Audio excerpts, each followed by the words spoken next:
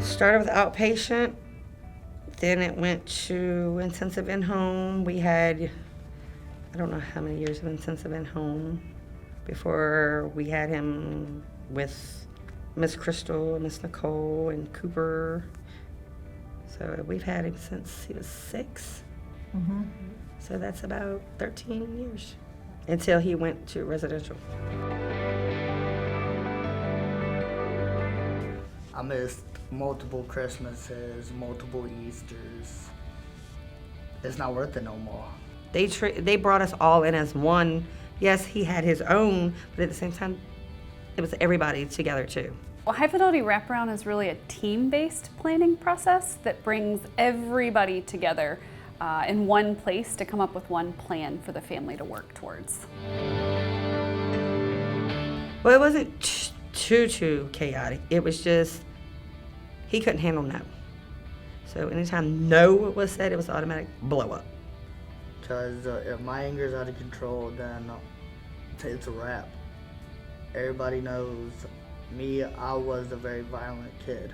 I went through trauma upon the 9 years of my life. So I used what I learned over the years that were bad. I just had to break the circle. So I was working on finding a way to channel that energy into something else instead of anger. It's made a huge difference. It's taught us all how to sit down and talk as opposed to you by this or you this or somebody slamming the door or whatever else would used to go on really bad. And I mean, it was bad, I'm not gonna lie. Whereas we used to all just go our separate ways. It was easier to do that than to deal with the problems. And I guess that was the biggest thing, learning how to deal with the problems and work them out. Mm-hmm. I think we pretty much reached it. I mean, there's days that we're off, but 95% of the time, it's open communication, so we're able to communicate what we need to do. And we pretty much got it. So the family vision is really a statement or a goal that the family decides that they want to work towards, and it's really what they want their family to look like at the end of this 12 to 18 month process. Because they actually would come in and work on things that I expressed instead of just working on everything the family did.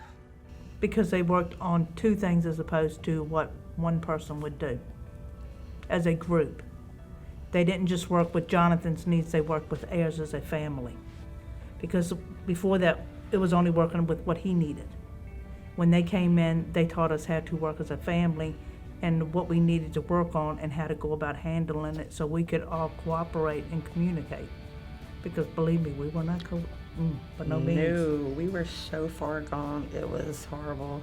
And if it hadn't been for them teaching us certain things to do for ourselves as well as certain things to do to help him, we'd probably be back to stage 1 all over again before they ever came in. Yeah, because they even taught us how to cope. Mm-hmm.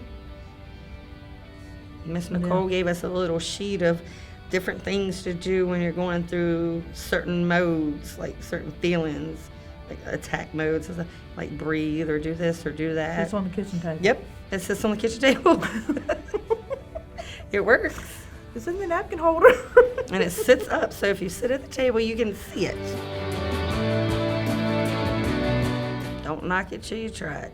It sounds like it's going to be a pain in the butt. There's days you're going to say it is, but if you go through it and just deal and learn from it, you're going to make out really, really good. Mm-hmm. And your family will be a lot happier. One of the key things that we do in High Fidelity Wraparound is really pull in all of those people that are important to the family and those natural supports and make sure they are part of the planning. My first reaction was, oh, here we go, just another round of not gonna work. And then as they came in, it was changing my mind. He was actually answering questions and talking and expressing different things, whether it be something I did, something she did, something somebody else in the family did, and that it needed to be fixed somehow. What could we do? It's very rewarding at the end, is the best part, when you complete it successfully. Because the client gets to pick what they want to do for their closing. we had a little cookout type thing. Everybody bought a covered plate. Graduation is particularly significant for a family because it's an opportunity for the entire team to come together and celebrate all the positive things that happened throughout the entire process. If it hadn't have been for all of that we've been through in the past year or so, I wouldn't know half stuff I've been doing for the past 2 weeks at all. My daughter has dealt with some stuff through the years, and being able to navigate the system, being able to find resources, and just really wanting to give back to other families, I was able to become an FSP. We know what it's like to have a bad day. We know what it's like to have a child that acts out and you just feel like you don't know where to turn. And as family support partners, we're able to offer some hope and some ideas of where to go next.